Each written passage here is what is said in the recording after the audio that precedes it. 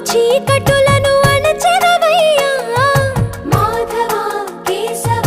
అభిషేక సేవలో మురిసేవయ్యా మురిసేవయ్యా ఆత్మ కల్మషముల కడిగి